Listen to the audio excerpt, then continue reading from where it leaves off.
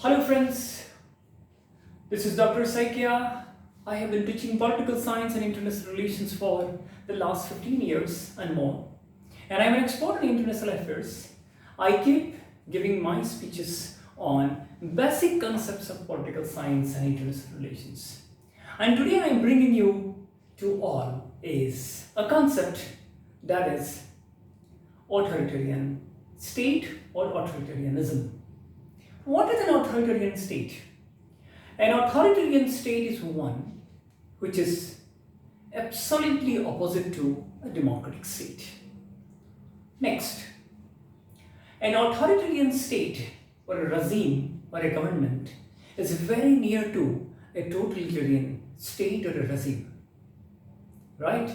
Next, authoritarianism refers to blind submission to authority.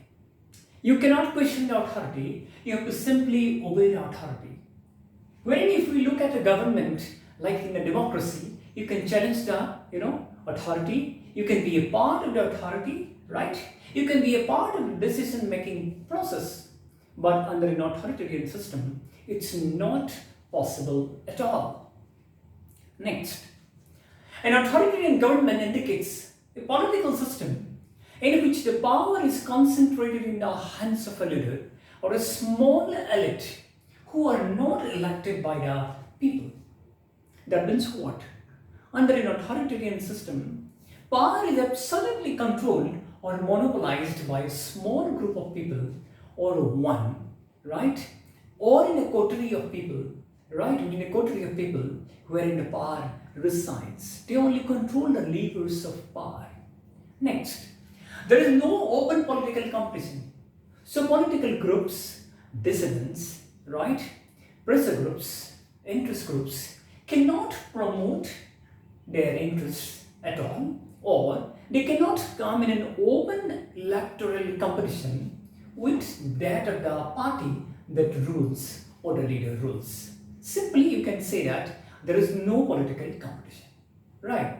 Next, the government or the political elite mainly use brutal force and coercion, like that of the totalitarian state, to command political uniformity and obedience from both the people and the rest of those who serve them. That means, the command and control system is done by, force and coercion, like that we have seen in a totalitarian system or a regime. Next one. The state absolutely controls the judiciary and the media, right? In this, the social media, right? So as to fully protect the interest of the government, fully protect the interest of the ruling party, the elite or the leader, right? Next, civil liberties such as right to freedom of expression, human rights, basic freedoms, all are simply not available or curtailed to the minimum. So the people cannot speak out against the government, or people cannot ventilate their frustration through these basic freedoms. Right. Next, manipulation or suppression is adopted as the sole basis of power by the rulers. These are two weapons, one weapon, either manipulation or suppression, or at times both. They are used to, control the levers of power.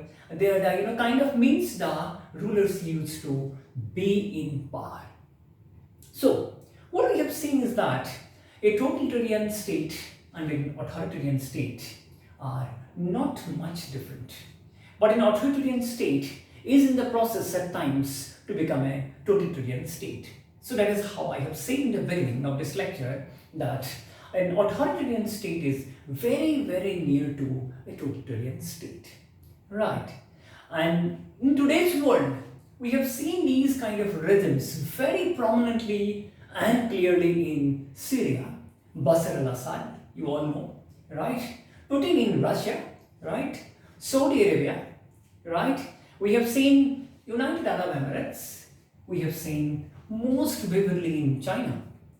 Some of the regimes, let me tell you, like Bashar al-Assad's regime in Syria, Putin's regime in Russia and Xi Jinping's regime in China, they all practice a different kind of a democracy, very different kind of a democracy they claim. Wherein what we see is that people are allowed to take part, right, in a very limited manner. So they can legitimize their power, they can open up to the world and say that, that we are also having the consent of the people behind. We are not simply ruling. Whereas, if we look at Saudi Arabia, United Arab Emirates, and many other, Gulf regions wherein the element of democracy is completely missing. It's not there only.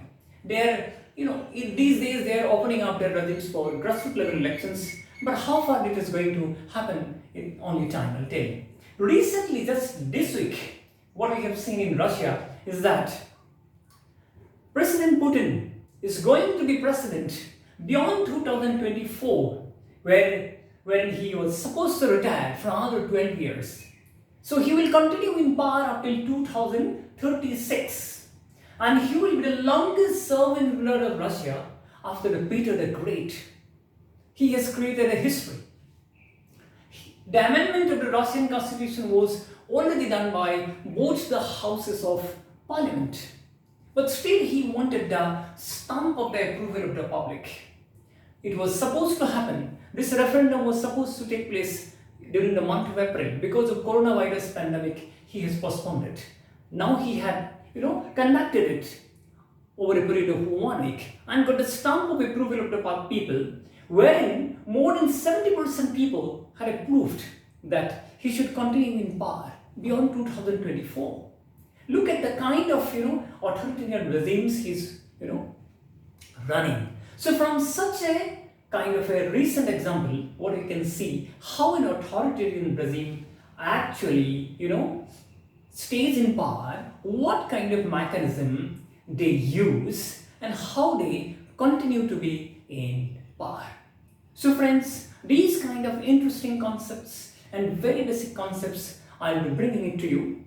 And these concepts will be highly useful for people those who are preparing for civil services examinations, and people those who are studying at even class 11 and 12, studying political science and civics, and people those who are doing their graduation and masters, and for people those who are interested to know the basic concepts of political science and international relations. These are very vital concepts, and these concepts can be practically applicable. These are very, very minimum concepts that we should know. These are in fact a part of our general knowledge curriculum. So friends, I'll be bringing these kind of concepts to you continuously. Keep watching my videos, keep giving me feedback, or you can contact me in my email, which I have already told in my videos. That is Dr. drmakhansaikia@gmail.com. That is Dr. Makhan Saikia @gmail.com. Thank you friends for watching me. Keep watching and keep giving me feedback. Thank you and have a nice day.